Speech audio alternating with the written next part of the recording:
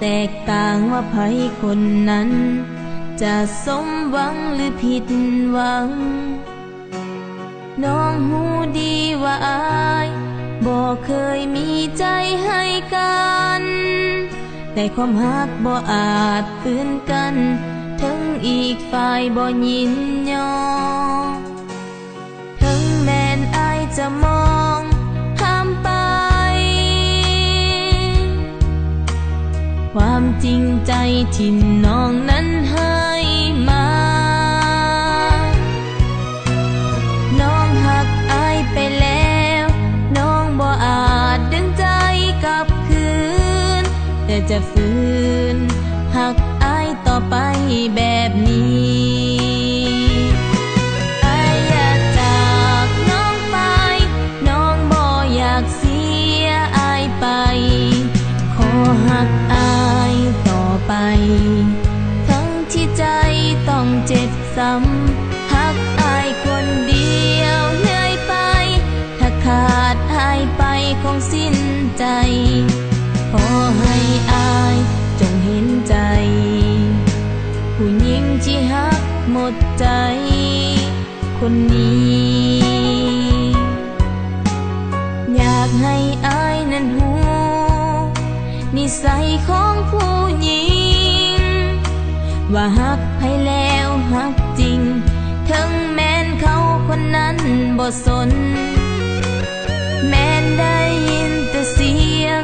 ก็ดีใจไปทั้งคืนหูทั้งหูว่าฝืนแต่ว่าใจของน้องยังคอย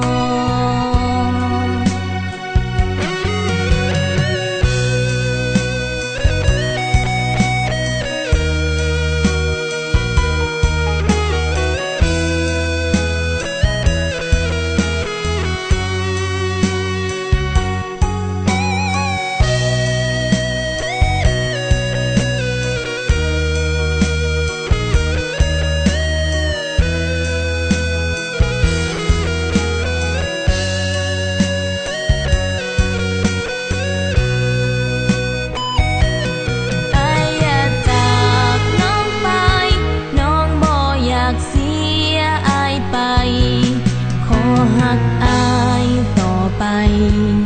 ทั้งที่ใจต้องเจ็บซ้ำหักอายคนเดียวเหนื่อยไปถ้าขาดอายไปคงสิ้นใจขอให้อายจงเห็นใจผู้หญิงที่หักหมดใจคนนี้อยากให้อายนั้นหูนิสัยของผู้หญิงว่าหักให้แล้วหักจริง